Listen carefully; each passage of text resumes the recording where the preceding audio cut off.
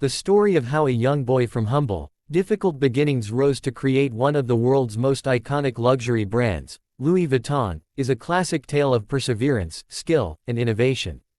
While often dramatized in motivational videos and articles as starting from outright homelessness and hunger, the core facts are rooted in historical reality.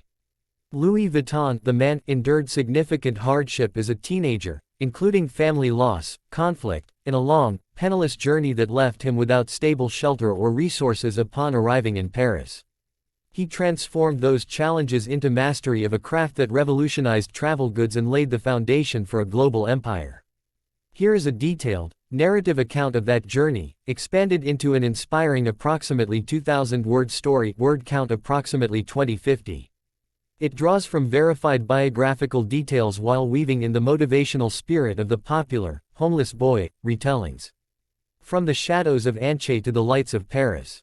In the summer of 1821, in the remote, forested village of Anche in France's Jura region, a boy named Louis Vuitton was born into a world of toil and scarcity. His family were simple artisans and farmers. His father, François Xavier, worked the land as a miller and farmer, while his mother, Corinne Gaillard, crafted hats to scrape together extra income. The village itself was isolated. No electricity, no running water, no formal school. Louis grew up helping on the farm, learning early that survival demanded hard physical labor from dawn to dusk. Education was a luxury his family could not afford. Tragedy struck young. When Louis was just 10 years old, his mother passed away. His father remarried quickly, but the new stepmother, Marie Coronet Rochette, was strict and clashed bitterly with the boy. The household became tense, filled with arguments and resentment. Louis, a determined and independent spirit even as a child, felt trapped. He dreamed of something beyond the endless fields and the suffocating family dynamics. By age 13, in the spring of 1835, he could bear it no longer. He made a bold, life-altering decision. He would leave home and walk to Paris, the glittering capital that promised opportunity to those brave enough to seek it. With no money, no provisions, and only the clothes on his back, Louis set out on foot. The journey spanned roughly 470 kilometers, about 292 miles, through dense forests, rugged mountains like the Vosges, and winding rural paths.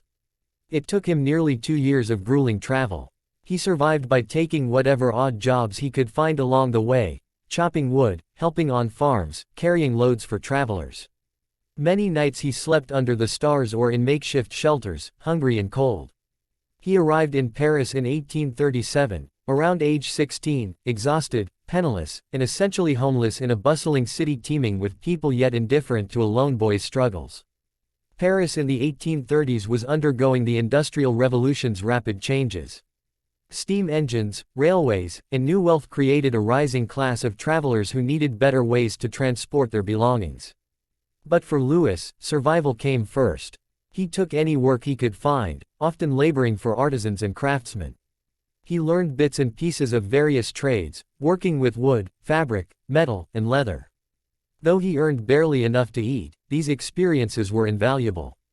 He observed how boxes and trunks were made, noting their flaws. They were heavy, prone to damage from rain, and poorly organized. Eventually, his persistence paid off. He secured an apprenticeship with Monsieur Maréchal, a respected trunk maker and packer in Paris. Under Maréchal's guidance, Louis mastered the art of malletage trunk making. He learned to construct sturdy wooden frames, cover them in canvas, add locks and hardware, and pack items meticulously for long journeys. The apprenticeship lasted several years, during which Louis honed his skills to an exceptional level.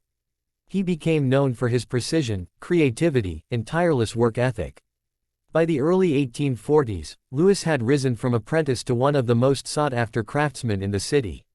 Wealthy Parisians and European nobility began requesting his services specifically. His big break came in 1852 when he was appointed the personal trunk maker and packer for Empress Eugénie, wife of Napoleon III. Eugénie, a fashion icon and trendsetter, traveled frequently and demanded luggage that was both elegant and practical. Louis's designs impressed her court,